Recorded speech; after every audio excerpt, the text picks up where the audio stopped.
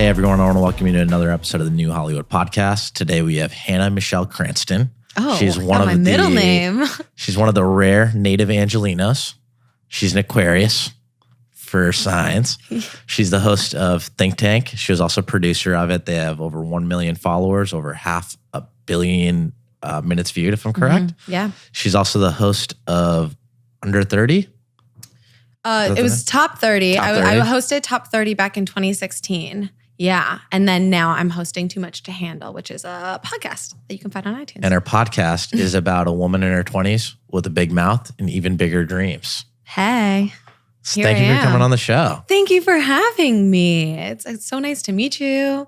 Been hanging out, talking. So I'm excited for this. So you're one of those rare breeds of people that I rarely meet that were born in Los Angeles.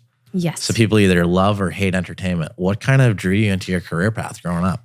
Great question. I never thought I would go into the entertainment industry because I was born in LA. And so I think I was a little jaded about it and didn't want to go on that path that a lot of people, a lot of my peers were headed for. And I actually wanted to be a marine biologist. And so I went to Duke to go be a marine biologist. And I came home, and obviously throughout my experience at Duke, I studied psychology and business and economics, which is not the path towards marine biology. And I didn't know what I wanted to do, actually. And so I actually took a year after college to sort of figure out, quote unquote, what my passion was. And I realized that I wanted to figure out a better way to inform my generation. And so I think that's what drives me versus not necessarily like being in the entertainment industry. It's really about figuring out how to distill information to people my age. Yeah, and your content is much more journalistic than a lot of traditional entertainment between what you've done with the Young Turks, the Huffington Post, and a couple of other publications. Yeah, definitely. It is. I really try to have information and facts at the core of what I do. Obviously, I don't keep my opinion or my perspective under wraps. I'm very open with that. I do not try to, feign neutrality ever, but I do want, statistics and science to be the root of everything that I do. Now, how do you find an effective way to communicate with people in our generation? Because we're about the same age. Yeah. Everyone's on their phones constantly. Yeah. Everything is consumed across social media. How do you penetrate and get people to actually pay attention? Great question. I think with YouTube, when I had my channel on YouTube, a lot of that was shorter content. So all of our clips were kind of in that 5 to 7 minute range. And a lot of what we were doing was answering questions that people weren't getting from traditional media. So we had this whole segment called How to Sound Smart About, where we would sort of break down what was going on in the world and give people that foundation to understand what everybody's talking about. Because not everybody is interested in or can understand inside baseball politics or wants to understand inside baseball politics, but they're, hearing about Paris Climate Accord and want to understand what everybody's talking about. So giving them the foundation to understand that and giving them the basic facts of what they need to know to be able to have conversation and to be able to watch something intelligently, I think was a huge draw. And then now with my podcast, I think the way that I'm trying to really appeal to people my age is talking about things that women my age are going through. And so that a lot of people in media aren't talking about. And so I think having a platform that allows me and the women that I know to talk about, have these conversations that aren't necessarily happening anywhere, outside of people's homes is also attractive. I think that's very admirable too, because our generation is the most connected digitally because we have constant communication with everyone that we know. Yeah. But I think the vibrations and the frequencies of all these cell phones and constant communication has made us one of the most disconnected generations. Yeah, I completely agree with that. And I think it's so important to disconnect and take that time away from your phone and be with the people that you love and want to have communication with, and also be really strategic with the information that you consume, because it can be overwhelming, it can be sensory overload, and there's so much oversaturation that I think it's important to figure out, okay, what are the apps that I want to look at? How do I want to filter out the information that I'm receiving so that you can be informed, so that you can connect with your loved ones, and so that you know what's going on, but also maintain being a human and don't become like a robot. Yeah, I think you touched on something really interesting to me, which is most people just go off of what they hear on one outlet. Yeah. And they accept that as gospel. Whereas like one thing I learned in any media relations class is he's telling the truth, she's telling the truth. Everyone's lying at the same time, but everyone also is telling the truth. Yeah. Is how do you go about vetting the statistics or stuff that you cover before you disseminate it to your audience? Yeah. So especially with news, hashtag fake news, I always look at different outlets from both sides. And there's a few outlets that are pretty reliably neutral. So NPR is a great one that's pretty reliably neutral. And so you can sort of get, the information from both sides and be able to distill that information in a way that is more comprehensive. And in terms of, statistics and facts and things like that, I always look at research. So I'll read papers versus getting it from a news source that might be financially motivated to have a slant or just have their own perspective, their own POV, and they're not necessarily honest about it. I always make sure that a lot of the information that I get are like studies, like science. Yeah. Yeah. Accuracy is so key. Yeah. Yesterday, actually, no, it wasn't yesterday. It was Tuesday. I was laughing so much on Instagram because there are people I knew that weren't U.S. citizens that were posting about, I voted. And everyone thought it was like a trend across social media, which just couldn't stop laughing about. That is so funny. Yeah, social media is one of those things that you really need to look at with a critical eye, because I think people can just post whatever they want, and a lot of people take that like as fact, right? Even appearance, I think a lot of people take as fact. And most people who you probably follow on Instagram are using Facetune, like used a filter, like have the lighting set up, have so much makeup on. And you have to remember that like that's not real life. And I think that causes a lot of issues for women in, our generation. Yeah. Which is a lot of women don't feel comfortable leaving the house without makeup on. And if that's what social media is telling you, that's what advertising is telling you, how do you feel comfortable in your own skin? Yeah, I think it's definitely a struggle, right? And I don't think it's novel to our generation. I mean, I remember like looking at magazines when I was a kid, and I'm sure my mom looked at magazines, and there was always like pinup girls in my, grandma's generation. So I think there's always been this societal standard that has been put out by advertising or media or whatever it may be that holds women to this ridiculous ideal that's not always attainable. But I do think Instagram provides that on an exacerbated level. And I think recognizing that it's not real is always really helpful, and being able to like look at that and remind yourself that this is not an accurate portrayal of what is going on, and how people look. And there's so much that goes into that. And I think a lot of the onus goes on to influencers and celebrities as well to remind their followers that not everything they see is real. I take that responsibility, especially for the young girls who follow me. I remember I got DM'd a few years ago asking what my skincare routine was, because my skin looked, quote unquote amazing, she said. And at the time I had the worst acne. And I remember responding to her, I'm wearing a ton of makeup. It's a good lighting. I'm wearing, there's a filter on, and I used Facetune.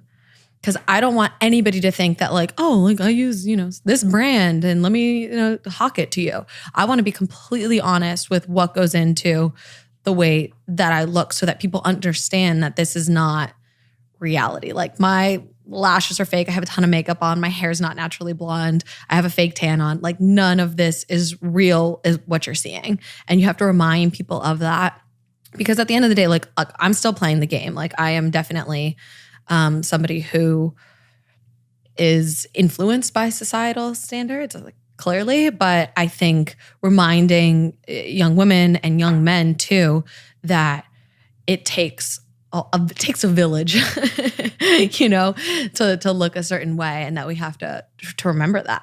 No, I think that's super dope because that's how you can authentically really connect with somebody. Yeah.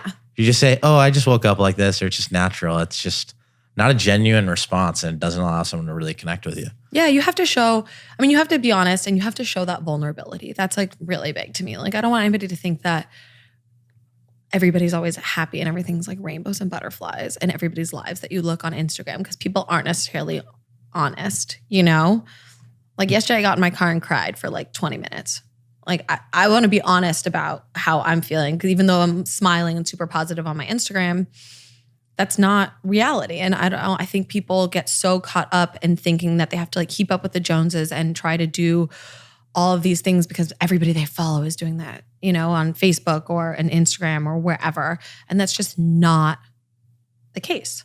Well, there's a wide array of emotions. You can be happy, you can be sad, you can be angry, and nothing is right and nothing is necessarily wrong. Yeah.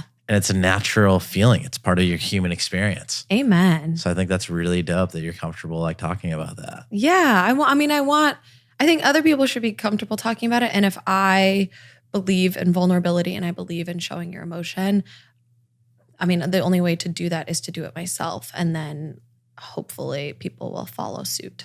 So what I think is really admirable about what you've done with your brand is you still get a solid amount of like female engagement, female viewership for the podcast and the shows. How do you go about doing that? I think for women, especially like in media, and especially in media that's not entertainment news, and more political news and some of the stuff that I'm talking about now, there's not a lot of women on camera, right? If you look at a lot of the mainstream news outlets, a lot of the time they're old men, oftentimes white. Usually a white older man. Yeah. And I think representation is something that is so unbelievably powerful. And I think being a woman who's talking about these things is appealing to women because I talk like them. I recognize that I kind of sound like a Valley girl. I say like, I have a little bit of a vocal fry, but I can still talk to you about politics, what's going on in the news, what's going on in the world. I'm obsessed with feminist literature, so can go on for hours about the female experience and how the patriarchy has influenced it and all of that good stuff. But I talk in a way that I think is somewhat approachable, because it is more like everybody's talking. And I'm not trying to talk at anybody. I'm talking to and with. And I think that makes a big difference, especially for women, because a lot of media is not made for women. It's made for men, and women just watch it and consume it. And that's why it doesn't always sink in and doesn't always resonate with women. Plus, exactly, that's how people communicate. Yeah. Someone looks or has shared experiences to what you've experienced, you're much more likely to believe or hold credibility to what exactly they're saying. Yeah. And you just connect on a different sort of level. Yeah. No, like exactly what you're talking about was what I thought of when you're like, well, when you listen to news media, what do you see? And I'm like, thinking of Wolf. Yeah. Wolf is the guy that I know, mostly because he has the best name ever. He does. That's your like sign, right? Your symbol? So my symbol is a coyote because Hollywood is based off of relationships. And coyotes live in the city, they live in the wild, they're omnivores, they work well alone, they work well in packs. That's beautiful. And I think that's like such a key thing to entertainment, because one of the things that we chatted about briefly prior to the show was women supporting other women. And I think that's a key part of Hollywood. I think that's a key part of any business is you got to find your tribe of people that are going to support you and build you up. And that's really how you ultimately become successful.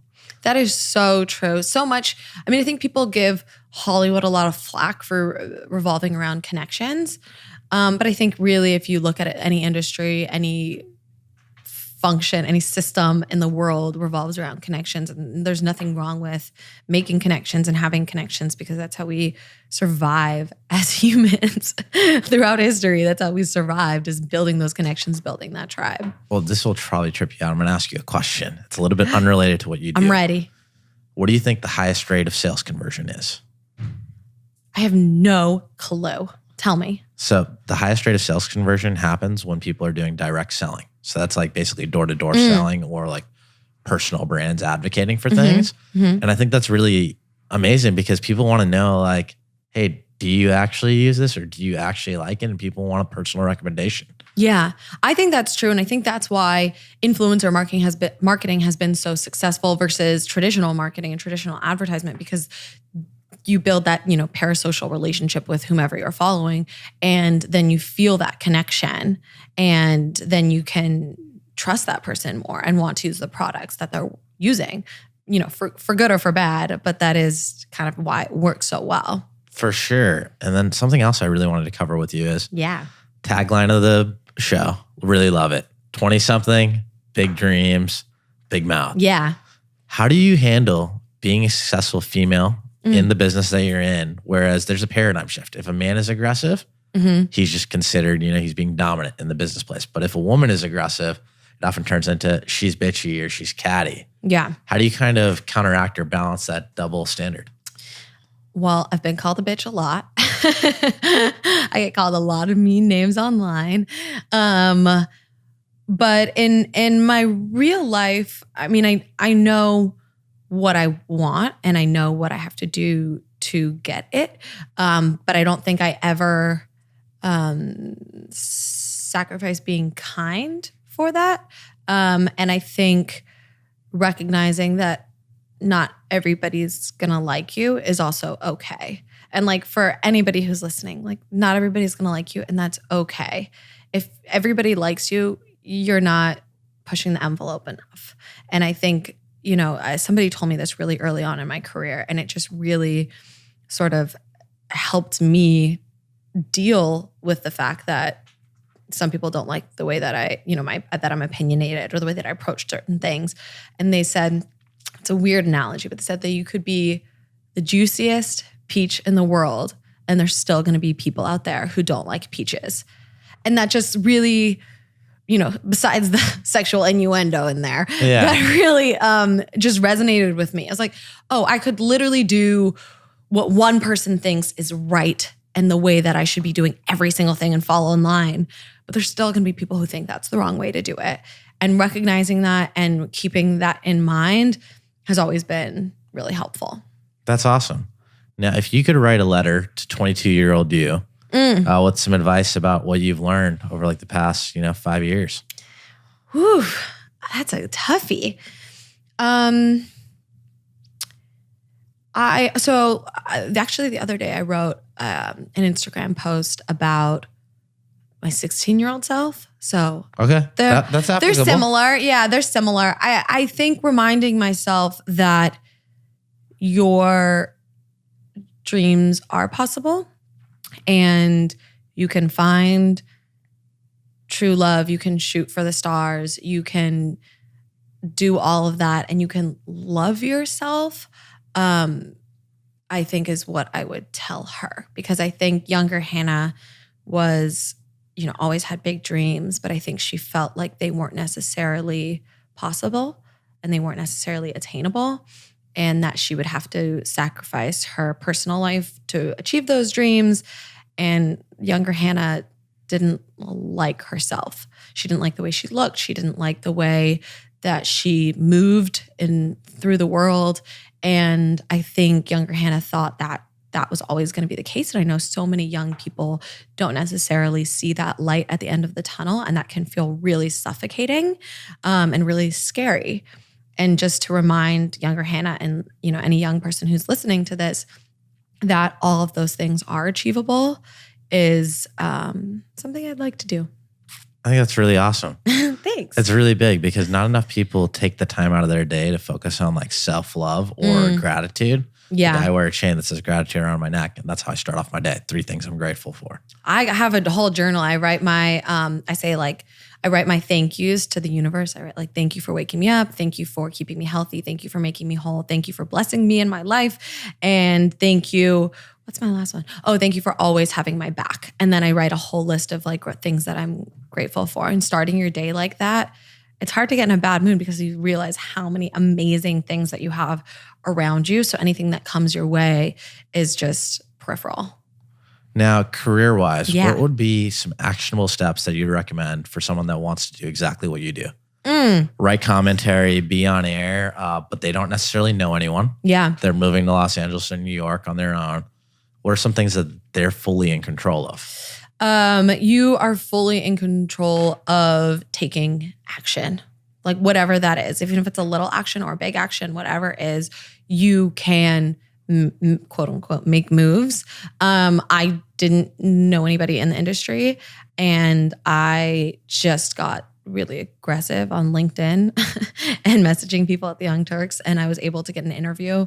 They didn't have any positions open. I said, I will do whatever it takes. I'll make copies. I'll get you coffee. I'll clean the toilets. I just want to get my foot in the door. And I told them I'd work for free for a few months and like, let me see if I, fit in here. And they're like, okay, start on Monday. And by Friday, they put me on camera. So I had like this really crazy ascent because I made an action. I made a move, and I was, nevertheless, she persisted. I really, worked on that. And I think now, for people who do want to be in, digital media, because it's such a powerful platform now in our society, I think one of the greatest things about it is there aren't really any barriers to entry. There's nobody really saying you can or cannot come in. And I think that's something that a lot of people forget, because you can hold up your cell phone and start creating content right now. And you never know who's going to be listening to that or how it's going to take off.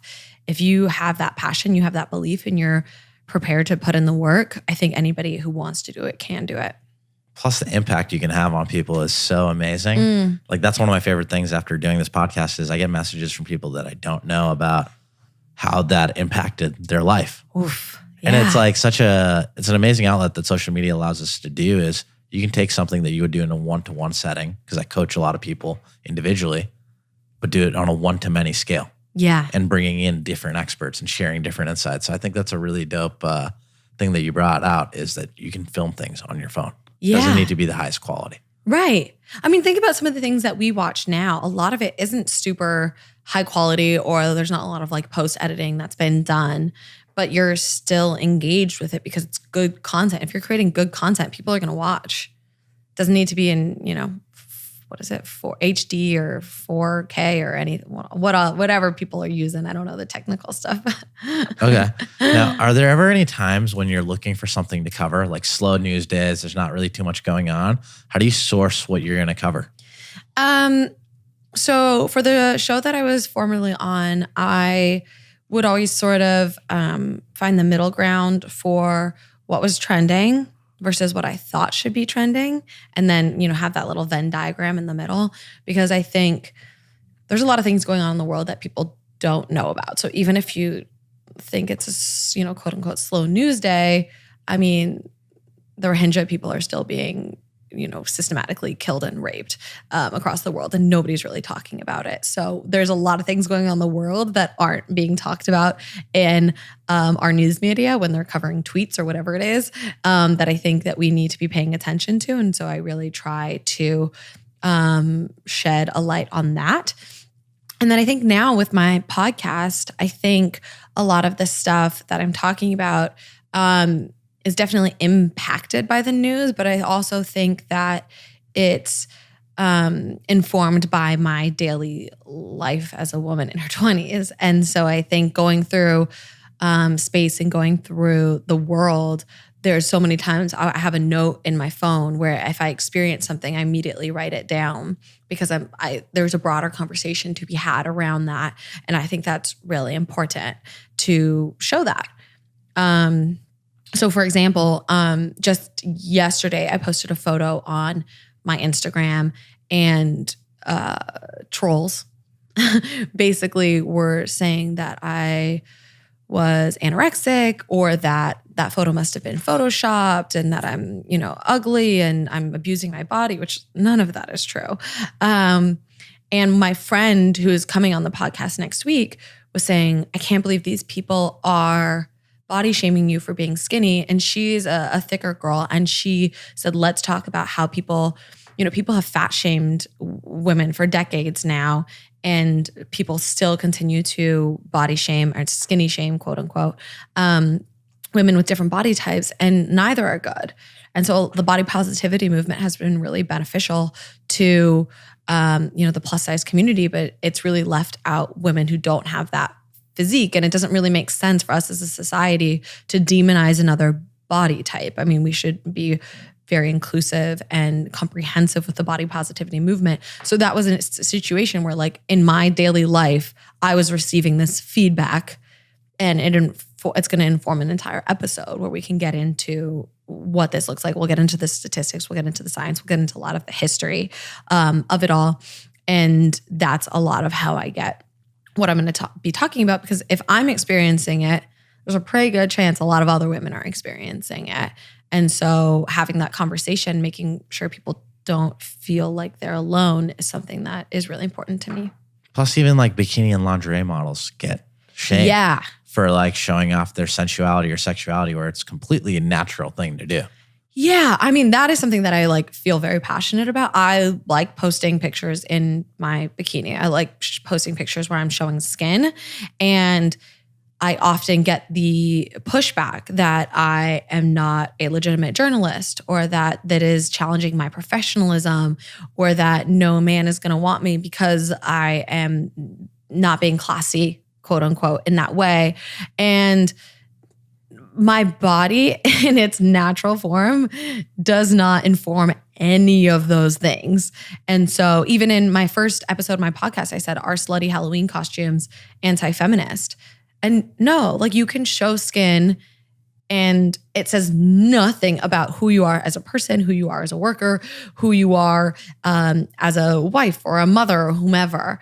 It's just like, oh, that's what you decided to wear today. Plus, it's ownership of your own body, which is something that like women have fought for so many years. Yeah. To be able to decide what you can wear and what you can do in your own choice. Yeah, exactly. I think a lot of people don't like that women have that choice. But yeah, I think at least for myself, I think it's in a society where we have that sort of, virginal Madonna versus whore complex. I think deciding how you want to look is a big middle finger to what you're told you're supposed to look like. And I think that's really powerful as a woman, even if that means you're covering up and you're dressing really modestly, or if you decide to bear it all. I think deciding that choice and saying to society you don't really care what they think, but you're going to dress how you feel sexiest or most confident, is something that is paramount and badass. Okay, here's another question for you about it being a 20-something female. More women I know are now not getting married at a younger age. Mm-hmm. They're focusing on their careers. They're usually fur moms like yourself, raising a pup or a cat. Yes. And they're dating into older ages, and parents are giving them like stress about like, why aren't you married? Why don't you have grandkids for us? Yeah. How do women deal with that? Because it's a big paradigm shift between like my mother's generation and the generation that you and my sisters are all in. Because they're dedicated to their jobs. They want to advance. They want to become leaders in their industries, but they also want to have a family life. But that doesn't mean that both things can't happen at the same time. Yeah, I think that is definitely sort of a misconception that our generation is working on dismantling. I think there was that sort of like, oh, you can't necessarily. First in the 80s, there was that book about how women can have it all. And I think that stressed a lot of women out, especially in the 90s, because they wanted to be working women, but they also wanted to have their family and their kids. And that isn't always possible to happen in concert with each other at the same time. And I think now we're recognizing that, okay, we can't have it all. It's going to look a little bit different. Like maybe we have help, or maybe we postpone having children to later, till we have a better established career or more money and whatever it may be, that you can allow yourself to have a family and a career. I think there's a lot of women who decide, hey, I know society says I'm supposed to get married and have kids, but there's a lot of women out there who don't want those things. And I think that's another trend we're seeing as well. Women who are saying, no, I don't necessarily want to get married, or I don't necessarily want to have kids, even though I've been told that that is my sole purpose as a woman. And I think that's really cool. I think that's cool that women are figuring out what they really want in life, what they want their futures to look like, and doing it. Even if that means postponing having your family, if they're, want to focus on their career and then have their, family later in life, that's awesome. Like, figure out what works for you. Science is catching up. We'll be able to do it all. Love it. Love it. Love that take. So how do you deal with dating in a hookup culture? Where do you go about meeting guys? Because every time I hang out with any of my girlfriends or even my sisters, everyone's complaining about it's just Tinder or Bumble. Yeah. You swipe and you have a meaningless conversation and it goes nowhere. Yes. So if you met me a few months ago, you would have heard that my problems with dating, I would have just unloaded. That would have been the next hour of this podcast. But I think for myself, I do really value having a family one day and relationship. And so I kind of just kept at it on the dating scene and kept at it on the dating apps, frankly, and just really was like, okay, if I just keep at it, eventually something will take. So were you asking the guy out in this scenario? Because I think that's something that's really interesting and very empowering and also sexy is now women ask guys out. Start the conversation. Which I think is a really cool thing that Bumble kind of paved the road for. Yeah. So I didn't meet my current boyfriend on Bumble. I met him on another dating app. And I would have to look back at the conversation. I believed he started the conversation, but I know that I've definitely led the pack, if you will, in being I was the first one. I was like, I like you. Also, I want to be exclusive. Also, I want you to be my boyfriend. I was very much so okay, this is where I'm at emotionally. And this is how I would like for our relationship to progress.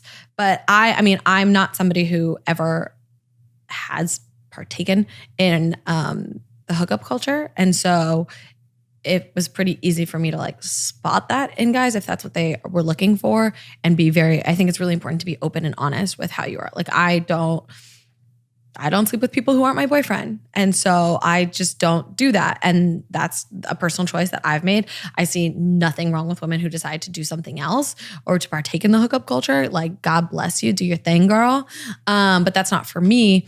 And being open and honest with that with guys from the get-go, I think allowed me to build a filter, number one, and number two, allowed me to build a stronger foundation because I was starting the relationship with open communication, which is key, major key. Well, you got to put out what you don't want and what you do want in anything in life. Yeah. Yeah. The law of attraction is pretty powerful. So if you are putting out that this is, if you're putting out that you want, a sort of a serious relationship, you'll eventually find somebody who also wants a serious relationship, and then you can go forth and prosper. That's super fun. Mm-hmm. So where can we find you in the next 5 years? Where do you see your career trajectory and your life taking you? Woo. See me everywhere, hopefully. I'm obviously doing my podcast now. It just launched, and I'm really excited about the conversation that's happening around that.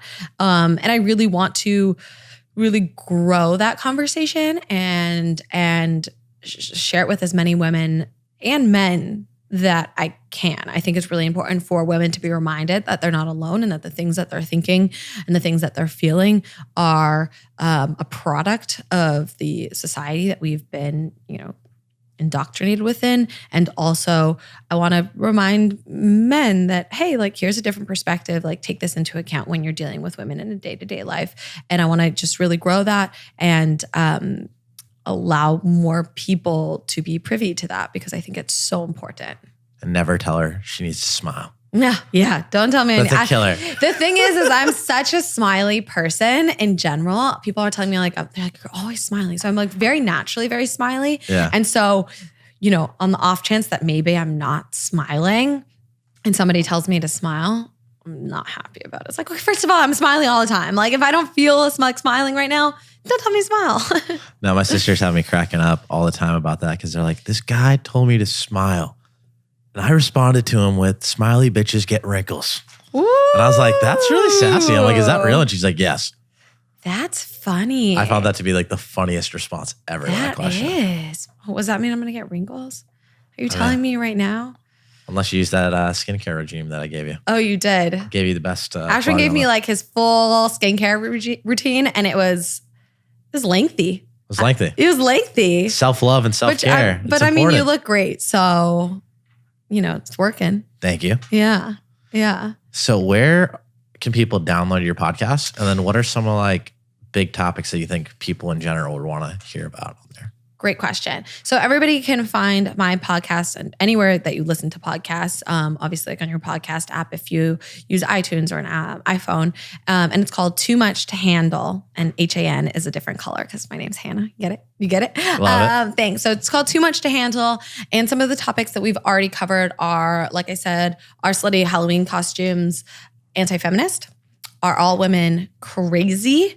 And next week we will be talking about some of the body shaming that women of all shapes and sizes receive and how we can sort of combat against that. And if you listen to my trailer, you'll hear some other questions that we're answering like, can you want your man to dominate you in bed but still be a feminist? So all across the board, we're answering questions. I know we'll be talking about how science is really sexist because a lot of studies are that have informed our medicine and have informed the way we think about life have been performed on men. So they use males, subjects, but don't necessarily include women as subjects. And then they use that information to make decisions about women. And so we'll be answering a lot of those questions and really diving in. Those sound like some interesting topics. They sound a little too much to handle, if you ask me, I mean, listen, I think we're all a bit crazy. Yeah. And I think that's the best part about people is the beauty is really found in people's flaws. Not in like the things that they're great at. It's loving someone in spite of what they're bad at, what their flaws are. Interesting. Plus, there's a reason why 50 Shades of Grey was one of the best-selling books in America. And they made 3 movies. But I think the soundtrack was the best part of the movie. Soundtrack was great. Yeah. High quality soundtrack. Yeah. You'll have to listen to that episode because there's some other thing that's informed why women were so into that. No, that's a trip. Some science. But I'll leave that as a teaser. And people have to tune in. What are your social plugs for people that want to connect with you? Awesome. So my Instagram and my Twitter is at Hannah Cranston. And then my Facebook is at Hannah Cranston Host because somebody stole at Hannah Cranston. Rough. I know. You got to hit up somebody over there. I know. I need to figure that out. I want it so bad.